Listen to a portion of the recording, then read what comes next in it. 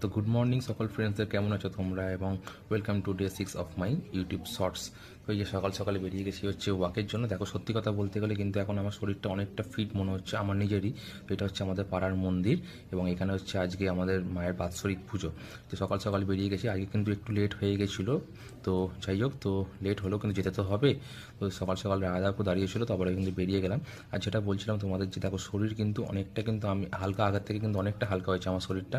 আমি এখনও কিন্তু আমার ওয়েটটা এখনও দেখিনি, তো ওয়েটটা আমি চেক করবো হয়তো 10-15 দিন পর আমি তোমাদের সাথে সেটা শেয়ারও করবো। তো প্রত্যেক দিন আমরা স্ট্যান্ডে যাই, স্ট্যান্ডে না গিয়ে আজকে আমরা চলে এসেছি কুটির মাঠে, কারণ মাঠে একটু রানিংটা আমরা করতে পারবো। আজ থেকে আমরা রানিং শুরু করেছি, কাল থেকে আর কি শুরু করেছি।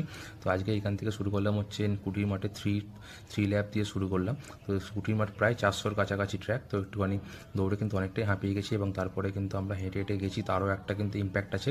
তারপরে কিন্তু আমরা আস্তে আস্তে কিন্তু পিটিগুলো করে নিলাম, কারণ দেখো পিটিগুলো করতেই হবে, এগুলো না করলে কিন্তু আমার কোমরের ব্যথাটাও কিন্তু এখন আর নেই বলতে গেলে।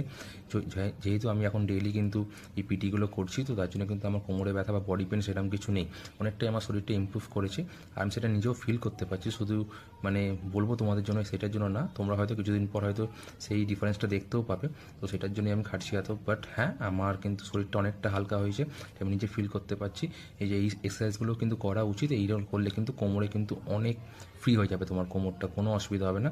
তারপরে কিন্তু আমরা বেরিয়ে পড়লাম রানীঘাটের দিকে। তো রানীঘাটে একটুখানি দাদুর দোকানে চা খাবো। সকাল সকাল কিন্তু রানীঘাটে একদম পুরো ফ্রেশ এয়ার, গঙ্গার হাওয়া এবং এই যে মাটির ভাঁড়ের চা। তো এটা সকাল সকাল খেয়ে তারপরে কিন্তু আর বেশি লেট করিনি, বাড়ির জন্য বেরিয়ে গেছি, কারণ হচ্ছে ঘেমে স্নান করে গেছিলাম আজকে। তো এই যে জলশ্রী আমাদের রেস্টুরেন্ট, জানো চন্দননগরে অনেক ফেমাস, এবং তার সাথে হচ্ছে স্ট্যান্ড থেকে বেরিয়ে যাচ্ছি।